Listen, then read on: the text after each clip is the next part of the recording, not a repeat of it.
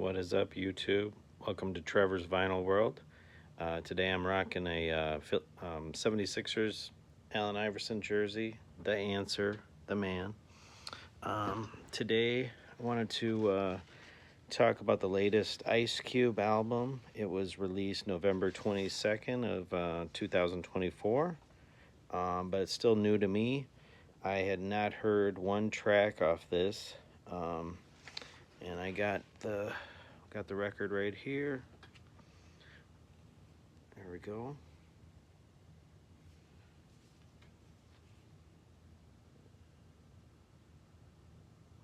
But yeah, no, it's Ice Cube's a legend. I believe his first solo album was in 1990. After he obviously was in NWA before that, and he left over some dispute over royalties because he wrote a lot of the lyrics on NWA Straight Outta Compton. Ice Cube's amazing. I think one of the best rappers of all time. And I think this one, I went into it with an open mind that this isn't going to be like Death Certificate or even his first solo album, Amera, KKK's Most Wanted. I mean, I can keep listing them off. His top 5 albums can pretty much rival any rapper out there. So I kind of knew going into this, he's getting a little older. I just hope this isn't real bad. It's kind of how I am with Guns N' Roses. I'm hearing rumors that they might release a new album, and that would be like the first in forever.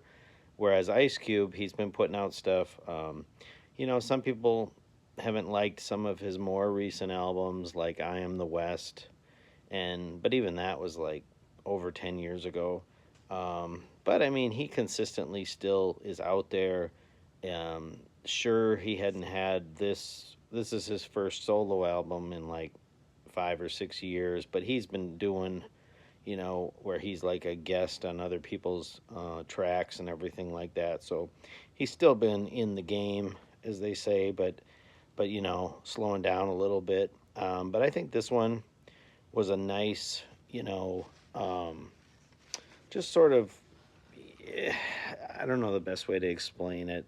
It's kind of like if LeBron's in the game with the Lakers and he's a little older now, but he still scores like 16 points, gets 10 boards, and they win. He isn't what he used to be, but you're still just kind of still proud of him. I would say this album is for the old school, over 35. You've been an Ice Cube fan for forever, like me, and you just pick it up just more out of respect. This isn't going to win album of the year or anything, but all the ones on here that have a feature with someone else, I would say are pretty decent songs. Like She's Sanctified, that's got Snoop Dogg, E40, Too Short, and October London on it. No Cap, that's got K Major, Ishadon, and Mike Epps. Fighting for My Life in Paradise has got Corrupt. You got Let's Get Money Together with Be Real from Cypress Hill. You got Break the Mirror with Exhibit, and you got the last track, Killer Mike and Busta Rhymes on Egomaniacs. And again, show you I do like the cover here. But, I mean, it's not album of the year, like I said. I would rank it towards the bottom as far as all of his albums, but I mean, if I'm at a record place or a thrift shop and they have like an affordable Ice Cube, I'm at least considering getting it because, like I said, he's definitely my top 10 as far as favorite rappers of all time. Him and Eazy-E, both from NWA, they both make the cut. Love them both. I thought it'd be fun to just try to think of 10 of my favorite Ice Cube solo songs. So nothing from NWA.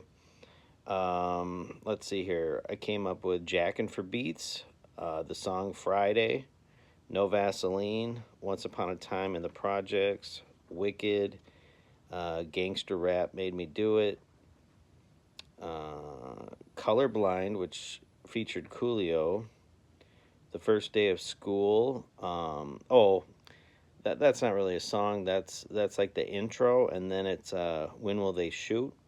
I love that. I think that's one of the first like solo album songs of his that I heard was off the Predator.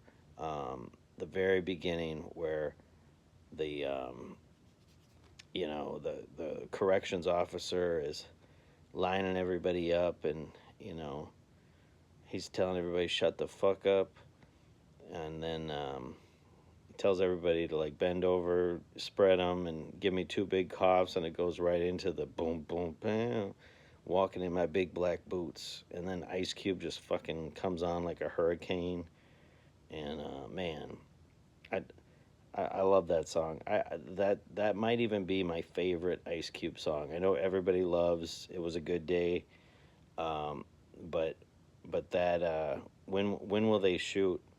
I just love how vicious it is. How like I mean, people kind of forget that. I mean, Ice Cube was a Public Enemy #1 in the '90s and the late '80s. I mean, he was standing up for black people and just saying that things are fucked up, and people were coming at him. Politicians were coming at him.